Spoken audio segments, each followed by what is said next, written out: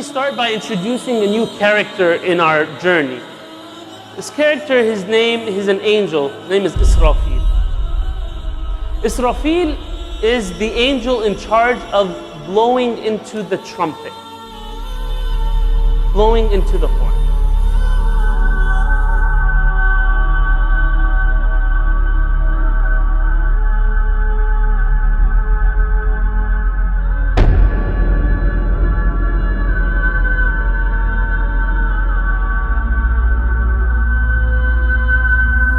And he's the angel, the custodian of the Lawh al-Mahfuz, the supreme tablet of destinies. In the tradition it said that Sayyidina Israfil alayhi salam is in a perpetual state of buka, a perpetual state of crying.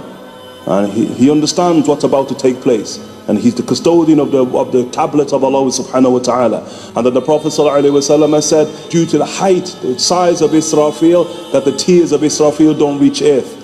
And were they to reach earth, then we'd experience the tawfan of Nuh, the flooding of Sayyidina Nuh alayhi salam. We'd experience it in each and every single moment.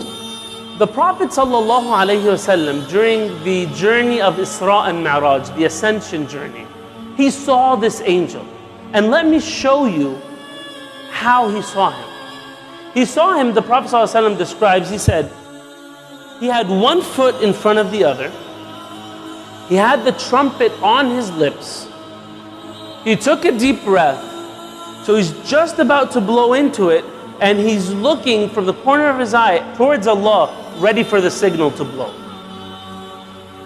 1400 years ago, Israfil was standing like this. When the Prophet ﷺ came down from this journey and was very active in salah and in acts of worship, and his wife was telling him to take it easy, he said, how can I take it easy when Israfil, when the angel in charge of the trumpet has his lips on the trumpet ready to blow? There's no time.